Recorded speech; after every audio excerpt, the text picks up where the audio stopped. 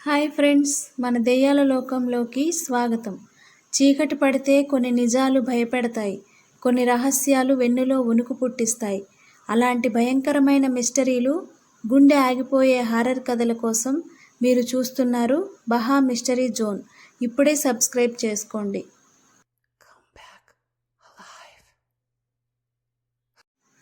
అది Anantapuram national highway 44.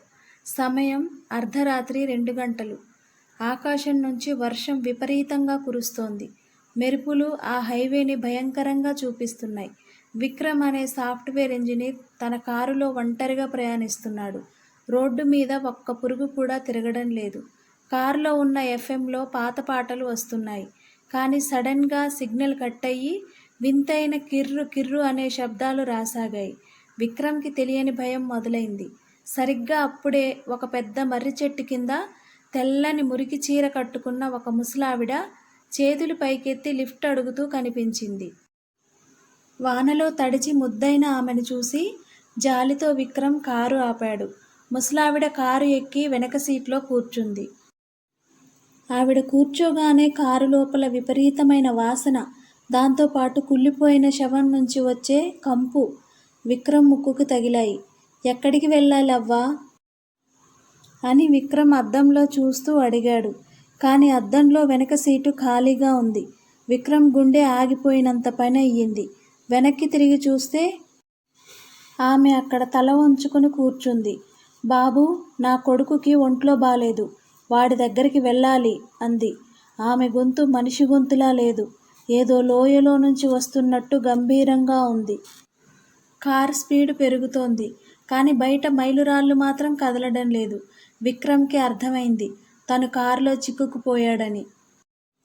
హఠాత్తుగా car లోపల లైట్లు వెలుగుతూ ఆరిపోతున్నాయి.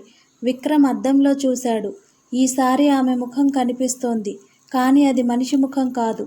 కళ్ళు రక్తంతో నిండి ఉన్నాయి. నోరు వెడల్పుగా తెరిచి ఉంది. ఆమె చేతులు పొడవుగా సాగి విక్రమ్ గొంతు వైపు వస్తున్నాయి. నువ్వు కూడా నా కొడుకు దగ్గరికి రావాలి బాబూ అని భయంకరంగా అరిచింది. విక్రమ్కి ఊపిరి ఆడడం లేదు. స్టీరింగ్ మీద పట్టు తప్పుతోంది. అప్పుడే తన డాష్ బోర్డు మీద ఉన్న ఆంజనేయస్వామి ఫోటో అతనికి కనిపించింది. ప్రాణభయంతో గట్టిగా చేయి ముందుకు చాపి ఆ ఫోటో పట్టుకొని హనుమాన్ చాలీసా గట్టిగా చదవడం మొదలుపెట్టాడు. కారు టైర్లు రోడ్డు మీద రాసుకుంటూ భయంకరమైన శబ్దాలు చేస్తున్నాయి. విక్రమ్ కళ్ళు మూసుకుని కారుని రోడ్డు పక్కన ఉన్న ఆంజనేయస్వామి గుడి ప్రాంగణానికి దూకించాడు. కారు గుడిగంట దగ్గరకు వచ్చి ఆగింది. కారు పైభాగం గుడిగంటను రాసుకుంటూ పోయింది. ఆ గంట శబ్దం వినగానే ఆ ముసలావిడ ఒక్కసారిగా భయంకరమైన కేక పెట్టింది.